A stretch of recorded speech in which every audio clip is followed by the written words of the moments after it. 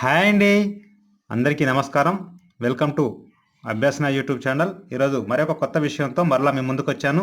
ఈ విషయం ఏంటంటే మనకి సౌత్ ఈస్ట్ సెంట్రల్ రైల్వే నుంచి అప్రెంటిస్ కోసం మరి దరఖాస్తులు అయితే ఆహ్వానిస్తున్నారు. ఇక ఈ దరఖాస్తులు వచ్చేసి మనకి ఎవరైతే 10th క్లాస్ కానీ ఐటీఐ కానీ మరి ఇంటర్మీడియట్ 10+2 కానీ కంప్లీట్ చేసి ఉన్నారో వాళ్ళ కోసమే ఈ యొక్క నోటిఫికేషన్ వచ్చింది.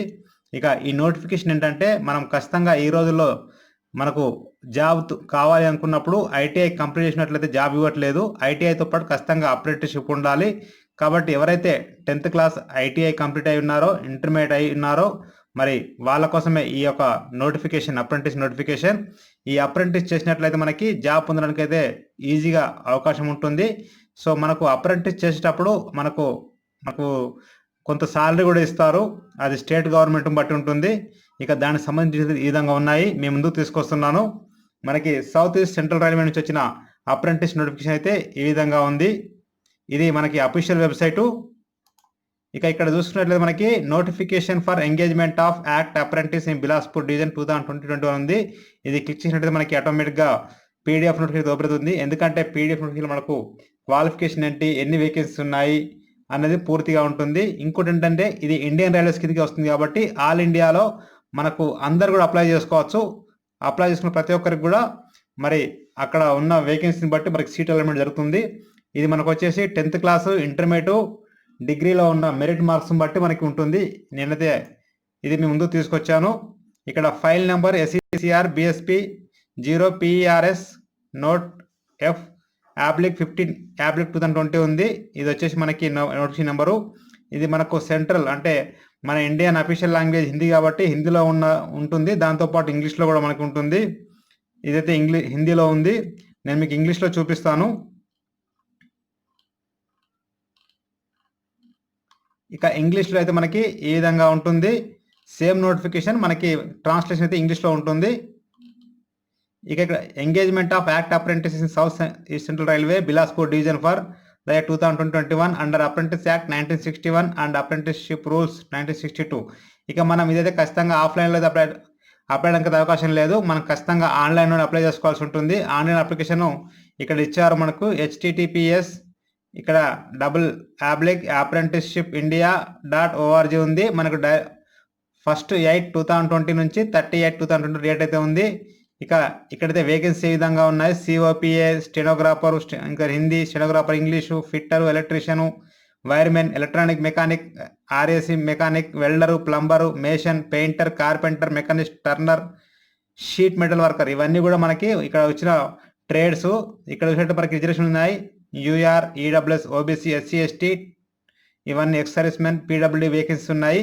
ఇవన్నీ కూడా నేను మీకు డిస్క్రిప్షన్ లింక్లో ఇస్తాను. అక్కడ మీకు ఆన్లైన్ అప్లికేషన్ లింక్ కావచ్చు, ఇక్కడ PDF నోటిఫికేషన్ లింక్ కావచ్చు, అఫీషియల్ రైల్వే యొక్క రైల్వే వెబ్సైట్ లింక్ మీకు అన్ని కూడా నేను డిస్క్రిప్షన్ లింక్లో ఇస్తాను. అక్కడ మీరు చూసుకోండి.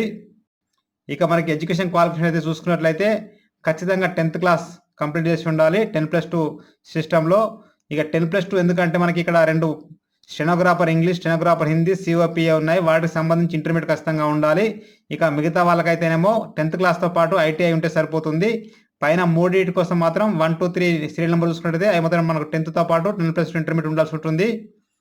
ఇక ఏజ్ చూసుకున్నట్లయితే మనకి ఇక్కడ మన ఏజ్ వచ్చేసి 15 years కంటే బిలో ఉండకూడదు, 24 years కంటే ఎక్కువ ఉండకూడదు. అంటే దీన్ని బట్టి చూస్తే మనకి 15 to 24 years మధ్యలో మన ఏజ్ ఉండాలి. అది వచ్చేసి 1/7/2020 వరకు క్యాల్కులేషన్ చేస్తారు. ఇక SC, ST వాళ్ళకైతేనేమో 5 years ఎగ్జిబిషన్ ఉంది. అదే BC, OBC వాళ్ళకైతేనేమో 3 years ఎగ్జిబిషన్ ఉంది. ఇక PWD వాళ్ళకైతేనేమో 10 years ఉంటుంది. ఇక్కడ ఇచ్చారు మనకి ఏ డేట్ మధ్యలో జన్మించి ఉండాలనేది ఇక్కడ చూపిస్తున్నారు. ఇక్కడ అన్రిజర్వ్డ్ కేటగిరీ వాళ్ళకి, SC category, ST, OBC, PWD వాళ్ళకు ఏ డేట్ మధ్య జన్మించి ఉండాలి ఇక్కడ చూపిస్తున్నారు. ఇక్కడ ఈ డేట్ మధ్యలోనే మనం జన్మించి ఉండాల్సి ఉంటుంది. అప్లై చేసుకున్న వాళ్ళు ఖచ్చితంగా ఈ డేట్స్ అయితే ఒకసారి చూసుకోండి. ఇక మనకి పీరియడ్ అప్రెంటిస్ అంటే 1 year ఉంటుంది. 1 year వరకు మనకు ప్రతి మంత్ మనకు శాలరీ ఇస్తారు. మనకు అప్రెంటిస్తో పాటు శాలరీ అనేది మరి రైల్వేలో ఎక్కువగా ఉంటుంది. కాబట్టి ఇంట్రెస్ట్ వాళ్ళు అప్లై చేసుకోవడం బెటరు. ఇంకా చూసుకున్నట్లయితే మనకి సెలెక్షన్ అయితే ఖచ్చితంగా 10th class, ITI, intermediate marks అంటే మెరిట్ బట్టి మనకు సెలక్షన్ ఉంటుంది కాబట్టి ప్రతి ఒక్కరు అప్లై చేసుకోవచ్చు. మెడికల్ సర్టిఫికేట్ ఇవ్వాల్సి ఉంటుంది జాయినింగ్ అప్పుడు. కాంట్రాక్ట్ అయితే 1 ఇయర్ ఉంటుంది.